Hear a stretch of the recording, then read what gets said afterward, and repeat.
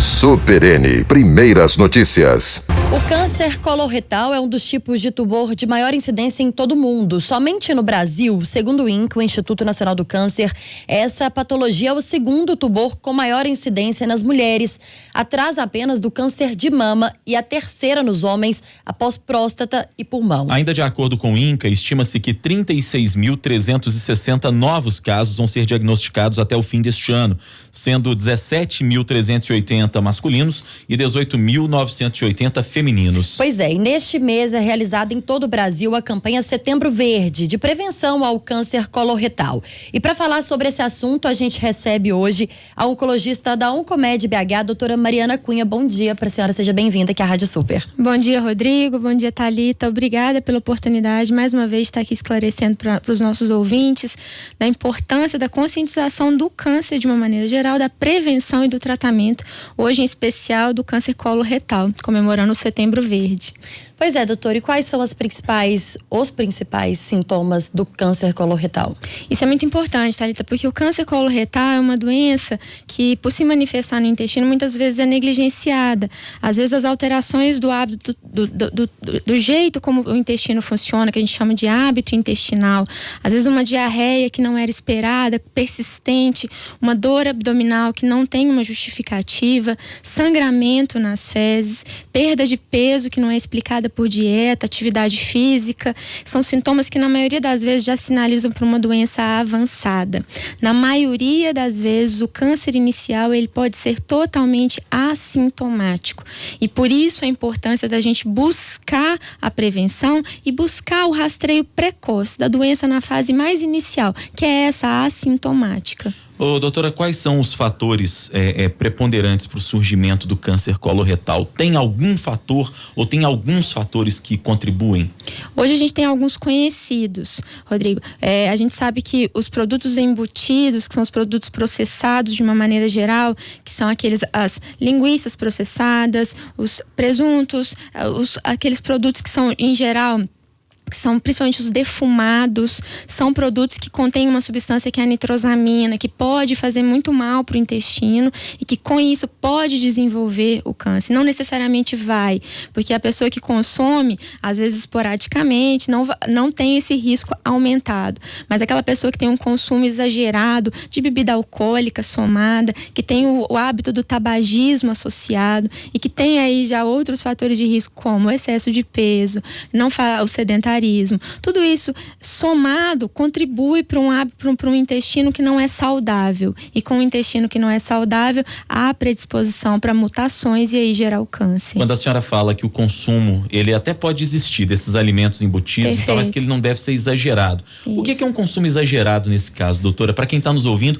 e eu fiquei aqui me fazendo essa pergunta também, porque são alimentos que eles são cada vez mais consumidos, até por causa da vida corrida das pessoas, alimentos mais fáceis de preparar muitas vezes, porque já são industrializados, já são temperados, etc. O que é o consumo excessivo deles? A Organização Mundial de Saúde recomenda para uma porção que seria, não existe uma quantidade ideal individual, mas a gente sabe que existem as quantidades máximas. Por exemplo, a carne vermelha, de uma maneira geral, consumida em mais de 100 gramas dia, que é o equivalente a um bifezinho pequeno de carne vermelha, já é o suficiente para aumentar o risco do câncer coloretal. Então a gente entende que transformar essa quantidade nos processados seria uma quantidade muito grande de processados.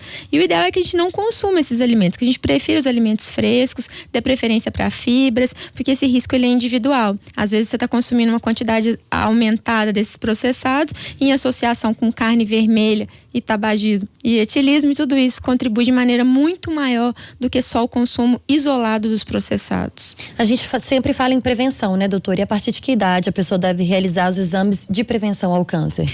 E, falando em prevenção especificamente, Thalita, é muito importante. Hoje, os guidelines, os experts recomendam que a gente faça os exames de rastreio, ou seja, para identificar lesões que podem levar a um câncer a partir dos 50 anos, através da realização de um exame que se chama colonoscopia.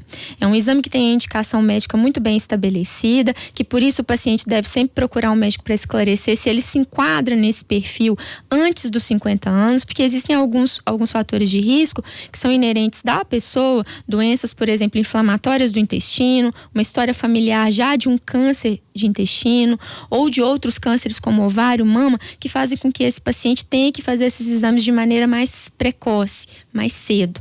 Então, de uma maneira geral, para a população geral, esse exame é recomendado a partir dos 50 anos. Porém, existem indicações de que seja feita de uma maneira mais rápida, mais precoce, mais jovem, conforme esses outros fatores que eu disse aqui. Quais são essas doenças inflamatórias do intestino, por exemplo, que devem elevar a atenção de quem está nos ouvindo agora, doutora? Perfeito.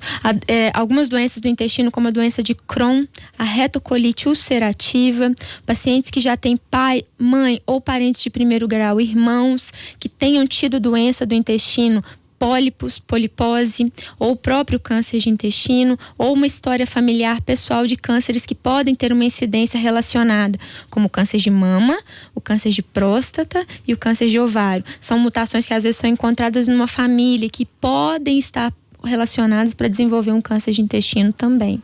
E as chances de cura?